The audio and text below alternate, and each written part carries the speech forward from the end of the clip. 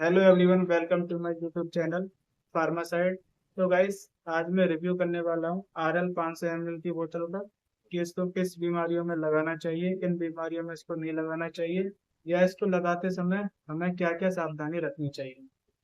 तो दोस्तों, सबसे पहले हम बात करते हैं कि RL बोतल वर्क क्या करती है और किस काम में ये आती है। दोस्तों, RL एक जो है इलेक्ट्रोलाइट बैलेंस को ठीक करती है, फिर हाइड्रेशन को ठीक करती है, पानी की कमी को ठीक करती है।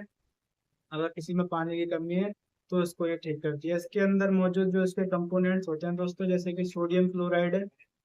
सोडियम क्लोराइड बीपी, अगर किसी का बीपी कम है तो उसको बढ़ाता है और पानी की कमी को पूरा करता है। सोडियम लैक्टेट शरीर को एनर्जी देता है और थोड़ी सी शरीर में जो अम्लीयता होती है उसको भी दूर करता है। और दोस्तों, पोटेशियम हमारे दिल और मांसपेशियों को मजबूत करता है, उनकी ताकत को मेंटेन रखता है।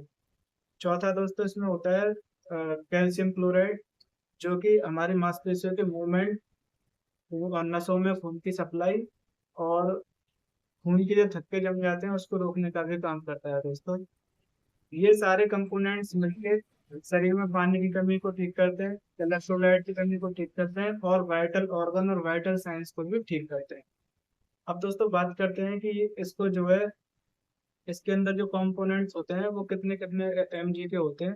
दोस्तों, इसमें जो है, इसके 100 ml में सोडियम क्लोराइड होता है 0.6 ग्राम, पोटेशियम क्लोराइड होता है 0.04 ग्राम, कैल्शियम क्लोराइड होता है 0.027 ग्राम और सोडियम लैक्टेट होता है 0.32 ग्राम। तो दोस्तों, इसके अंदर ये कंटेंट्स होते हैं, कंपोजिशन होता है इसका।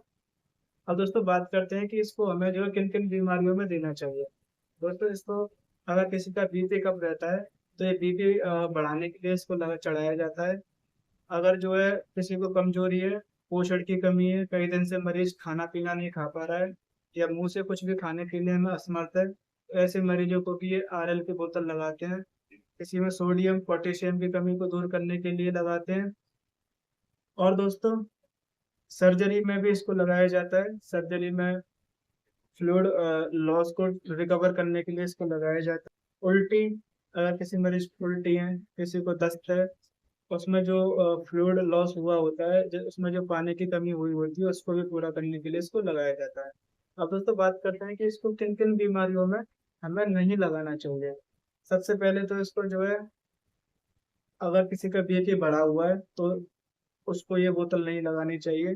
किसी में पोटेशियम का लेवल ज़्यादा है तो उसको भी नहीं लगानी चाहिए। सोडियम का लेवल ज़्यादा है उसको भी नहीं लगानी चाहिए। हार्ट फेलियर है, दिल की परेशानी है, किडनी की परेशानी है या लीवर की परेशानी है, मरीज के शरीर में सूजन ज़्यादा है, तो ऐसी तकलीफों में भी इस बोतल को बिल्कुल नहीं लगाना चाहिए दोस्तों। अब हम लोग बात करते हैं कि इसको कैसी जगह पे रखना चाहिए। तो इसको जो है ठंडी और सूखी जगह पे रखना चाहिए, इसको धूप में बिल्कुल नहीं रखना चाहिए। तो इसको चढ़ाते समय हमें कुछ थोड़ी सी सावधानी बरतनी चाहिए। इसको चढ़ाने के दौरान मरीज को क्या क्या साइड इफेक्ट हो सकते हैं तो वो भी मैं आपको बता देता हूँ। अगर आप इसको ज़्यादा तेज रफ्तार से चढ़ाओगे तो मरीज को ठंड लग सकती है, जाड़ा चढ़ सकता है उसको। ये एक नॉर्मल सी प्रोसेस होती है।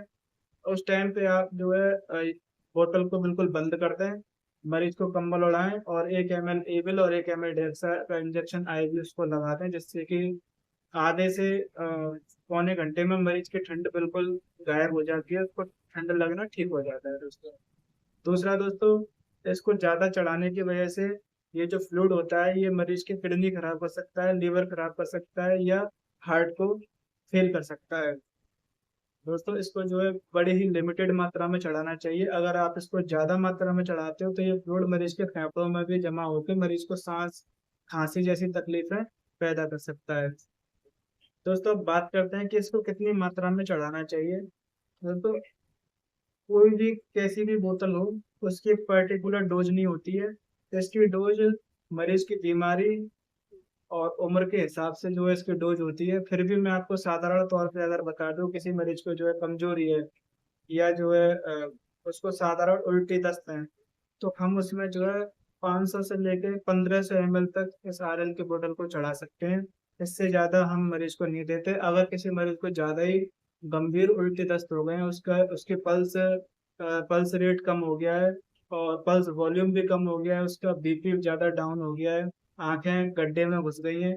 तो ऐसे मरीजों को तो जो है ज़्यादा से ज़्यादा फ्लूइड प्रोवाइड कराया जाता है, जैसे कि आप उसमें 500, 1000, 1500, 2000, जब तक मरीज का पल्स वॉल्यूम और उसका बीपी ठीक नहीं हो जाता तब तक फ्लूइड चढ़ाया ही जाता है।